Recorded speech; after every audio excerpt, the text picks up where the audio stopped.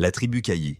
Quand le rêve est né des cendres de l'Anatolie, l'Empire ottoman, les vents balayaient les pentes de l'Anatolie comme s'ils portaient les gémissements des nations affligées, après que les Mongols aient envahi l'Orient tel un torrent dévastateur. Dans ce chaos, la tribu Cailly, une petite tribu des Turcs Oghuz, errait dans les vallées, cherchant refuge et foyer après que les flammes aient dévoré tout ce que les ancêtres avaient laissé.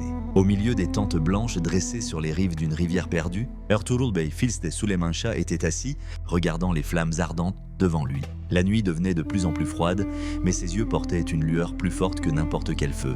L'un de ses hommes, Turgut Alp, s'approcha de lui et dit d'une voix hésitante : « Monseigneur, les femmes ont faim et les hommes sont perdus. Où allons-nous ?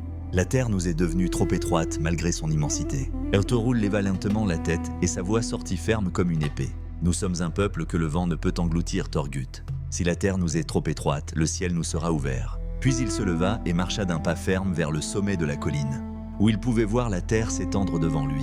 Les plaines de l'Anatolie étaient couvertes de neige et de loin, les bannières des Mongols apparaissaient comme des fantômes. Ertuğrul murmura pour lui-même : « Ici, mes enfants habiteront, et ici naîtra un rêve que les siècles ne pourront effacer. » Et cette nuit-là, un homme étranger est venu à la tente, un vieillard de l'Anatolie, portant un manteau blanc avec une longue barbe et des yeux où se reflétait la tranquillité de la mer. Il s'est assis devant Ertuğrul et a dit au fils de Salomon : « J'ai vu un rêve, un drapeau flottant au-dessus d'un grand palais, et de son mât s'étendait une ombre qui couvrait la terre. Ton ombre est celle de ta descendance après toi. » Ertuğrul baissa la tête un instant, puis sourit légèrement et dit : « Si la promesse de Dieu est vraie, nous aurons une place parmi les nations. » Le lendemain matin, la tribu se dirigea vers l'ouest, jusqu'à atteindre les terres du sultan Alaeddin Keykubat, sultan des Seldjoukides de Roum, qui accueillit Ertuğrul et lui accorda des terres près de Söğüt, à la frontière des Byzantins. Et là ont commencé les premières batailles de la gloire. Une armée byzantine a attaqué la frontière et Ertuğrul, avec ses quelques hommes, s'est précipité pour combattre comme des lions et ils ont triomphé malgré leur petit nombre. À ce moment-là, le sultan Alaeddin comprit que ce chef n'était pas comme les autres hommes. Il lui a dit : « Dieu t'a accordé une victoire face à l'impossible.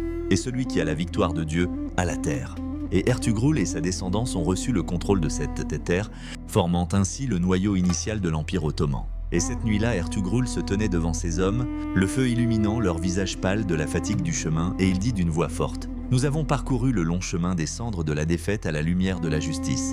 De cette tente naîtra une génération qui portera la bannière de l'islam et écrira son nom sur le mur du temps. » Tout le monde se tut, puis des cris de Dieu et le plus grand retentirent.